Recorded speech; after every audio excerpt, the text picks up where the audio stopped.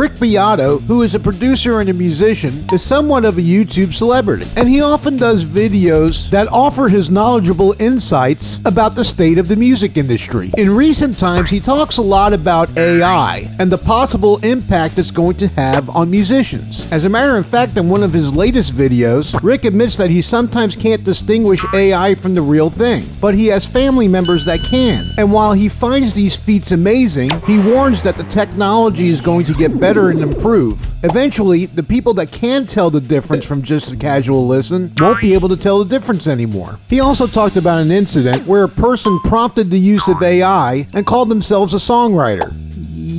Yeah. Now, I've left comments on Rick's videos in the past, but this particular one inspired me to make a video comment instead. Now, overall, I agree with Rick. AI's ability to generate music the way it does should give any musician pause. But the thing about AI is that it works by prompts. You basically type in what you want for the AI to generate an output. The key here is that AI can only work with existing data. You can't prompt AI to generate the musical style of a performer that hasn't been born yet. If you're no stranger to my channel, then you know that I love modern bass tone. I started playing bass guitar while the instrument was still evolving, and I love living through the continual evolution of that instrument. But over the past 2.5 decades, there's been a retro trend among many musicians to sound more vintage or classic, and that's fine if that's your thing, but I think perspective is warranted here. For example, there's a lot of guitar players that like that vintage classic electric blues thing. You know, that B.B. Albert or Freddie King thing. But you have to remember that B.B. Albert and Freddie were playing 1950s guitars through 1950s amps in the 1950s. They were using modern technology in their time period to sound like themselves. They weren't trying to sound like blues players from the past. If they were, they'd be playing acoustic guitars with pocket knife slides. They were modernizing the blues and bringing it into the future. And there's a lot of bass players out there that want to get that James Jamerson thing.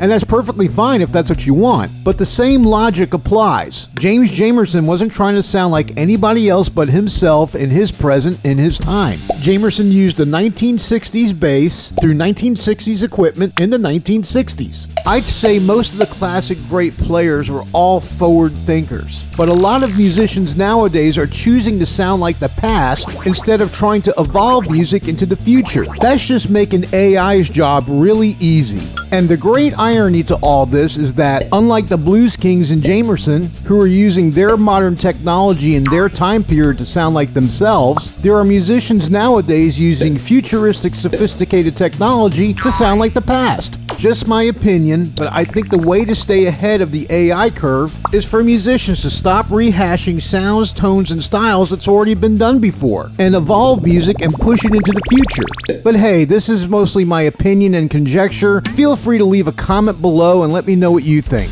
I'm Rib13, thanks for watching. Please like this video and subscribe to my channel. A big thank you to my Patreon supporters, Derek, Joe, and Dan, and I'll see you next time.